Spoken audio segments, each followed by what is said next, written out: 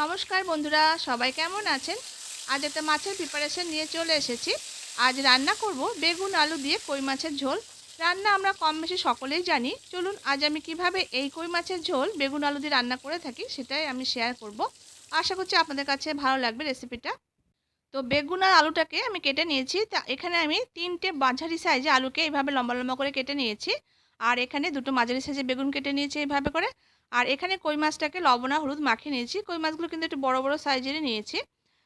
এরপর আমি একটা মশলা তৈরি করে নেব। তার জন্য মিক্সার জারের মধ্যে ৫-৬ মতো রসুন, আর এখানে ৪-৫টা কাঁচা লঙ্কা, আর আমি একটা বড় সাইজের হাফটা নিয়ে নিলাম, পেস্ট করে নেব। আর হাফটা পরে রান্নাতে ইউজ করব।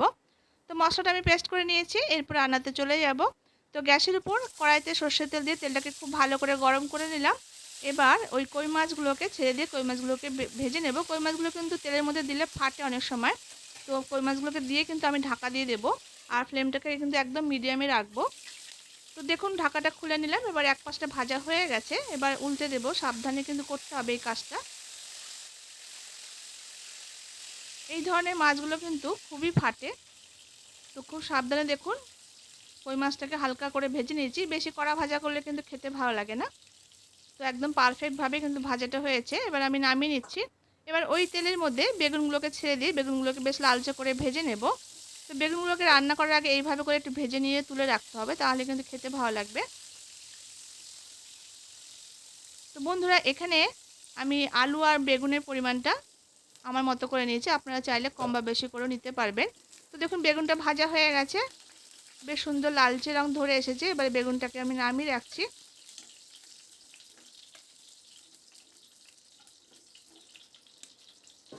দেখুন কতটা সুন্দর ভাজাটা হয়েছে, বেশ লালচে রং ধরে গেছে। এরকম করে কিন্তু ভাজতে হবে। এরপর ওই তেলের মধ্যে হাফ টিস্পুন আমি কালো জিরে ফোড়ন দিয়ে দিয়েছি। যেটা যখন একটু ভাজা ভাজা হয়ে বেশ সুন্দর একটা গন্ধ বেরোবে, সেই সময় যে পেঁয়াজের হাফটা আমি কেটে রেখেছিলাম সেই হাফ পেঁয়াজ কুচিটা দিয়ে দিয়েছি। এবার পেঁয়াজটা দিয়ে হালকা করে নাড়াচাড়া করে বাদামি রং ধরা পর্যন্ত একটু ভেজে নেব। তো পেঁয়াজটা কিন্তু আমি একটা বড় সাইজে নিয়ে হাফটা আমি পেস্ট ইউজ করেছি, আর হাফটা আমি তেলের মধ্যে দিয়েছি। এইভাবে তেলের মধ্যে দিয়ে রান্না করলে কিন্তু টেস্টটা বেশ ভালো লাগে খেতে, এই বেগুন আলুর ঝোলটা। তো আপনারা চাইলে দিতে পারেন, না চাইলে আপনারা যদি পেঁয়াজটা পছন্দ না করেন তাহলে পেঁয়াজটা বাদ দিয়েও করতে পারেন। এবার কেটে রাখা আলুটাকে দিয়ে দিয়েছি। এবার মিনিট ৩-৪ হাই ফ্লেমে আলুটাকে খুব ভালো করে ভেজে নিলাম। এবার যে পেস্টটা আমি তৈরি করে রেখেছিলাম মশলার, সেই পেস্টটা দিয়ে দিয়েছি এই পর্যায়ে। আর এখানে টেস্ট হিসাবে লবণটা দিয়ে দিলাম, আর হাফ টিস্পুন এখানে হলুদের গুঁড়ো দিয়ে দিয়েছি প্রয়োজন মতো। আর এখানে 1 টিস্পুন পরিমাণ জিরে গুঁড়ো দিলাম। আর যেহেতু আমি কাঁচা লঙ্কা পেস্ট করে দিয়েছি, রান্নাটা কাঁচা লঙ্কাতে করছি, তাই যাতে কালার আসে তাই জন্য হাফ টিস্পুন এখানে কাশ্মীর লঙ্কা গুঁড়ো অ্যাড করেছি।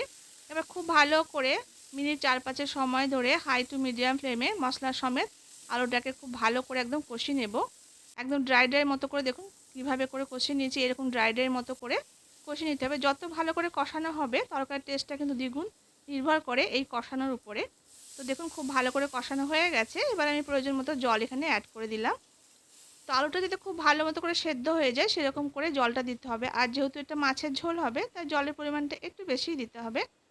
এবার জলটা দিয়ে খুব ভালো করে নাড়াচাড়া করে মশলার সঙ্গে জলটাকে মিশিয়ে নিলাম। এরপর হাই ফ্লেমে মিনিট ২-৩ মতো একটু ফুটিয়ে নেব ঝোলটাকে। এবার ঝোলটা দেখুন ফুটতে শুরু করেছে। হাই ফ্লেমে দেখুন ঝোলটা খুব সুন্দর করে ফুটিয়ে নিলাম। এবার এই পর্যায়ে ভেজে রাখা মাছগুলোকে অ্যাড করে দিয়েছি। মাছগুলোকে দিয়ে দেওয়ার পর একটু নাড়াচাড়া করে দিচ্ছি। এবার মিনিট ২-১ মতো একটু ফুটিয়ে নেব ঝোল সমেত মাছটাকে। আর মাছটা এই পর্যায়ে দিয়েছি, তাহলে ঝোলটা মাছের মধ্যে ঢুকে বেশ ভালো লাগবে খেতে। এবার ঢাকা দিয়ে মিনিট ৭-৮ জন্য লো ফ্লেম করে একটু রান্না করে নেব। এবার মিনিট ৭ পর ঢাকাটা খুলে নিলাম। দেখুন রান্নাটা কিন্তু হয়ে এসেছে অনেকটাই, আর আলুগুলো কিন্তু সুন্দর সেদ্ধ হয়ে গেছে। এবার এই পর্যায়ে যে বেগুনটাকে আমি ভেজে তুলে রেখেছিলাম সেই বেগুনটা এই পর্যায়ে দিয়ে দিয়েছি। বেগুনটা কিন্তু আমি আগে দেইনি, যদি আমি আগে দিতাম বেগুনটা যেহেতু নরম তো একদম গলে যেত, তাই বেগুনটা এই পর্যায়ে অ্যাড করবেন। এরপর এখানে আমি একটা বড় সাইজের টমেটোকে ফালি ফালি করে দিয়ে দিয়েছি। একটু টমেটো অ্যাড করে কিন্তু খেতে বেশ ভালোই লাগবে। এবার ঢাকা দিয়ে মিনিট ৪-৫ জন্য রান্না করে নিয়েছি। দেখুন রান্নাটা আমার একদম হয়ে গেছে। ৫ মিনিট স্ট্যান্ডিং টাইমে রেখে দিয়ে আমি আপনাদের দেখিয়ে দিচ্ছি। তো দেখুন এরকম একটু ঝোল মতো রেখে নামাতে হবে। গরমের দুপুরে এই গরম ভাতের সঙ্গে এরকম করে বেগুন আলু দিয়ে কই মাছের ঝোল জাস্ট অসাধারণ খেতে লাগে। তো আশা করছি রেসিপিটি আপনাদের কাছে খুব ভালো লেগেছে। যদি ভালো লেগে থাকে অবশ্যই এভাবে ট্রাই করে দেখবেন। আর আপনাদের কাছে খেতে কেমন লেগেছে তা কমেন্ট বক্সে অবশ্যই কমেন্ট করে জানাবেন। দেখা হচ্ছে নেক্সট রেসিপির সঙ্গে। ততক্ষণের জন্য সবাই খুব ভালো থাকবেন, সুস্থ থাকবেন।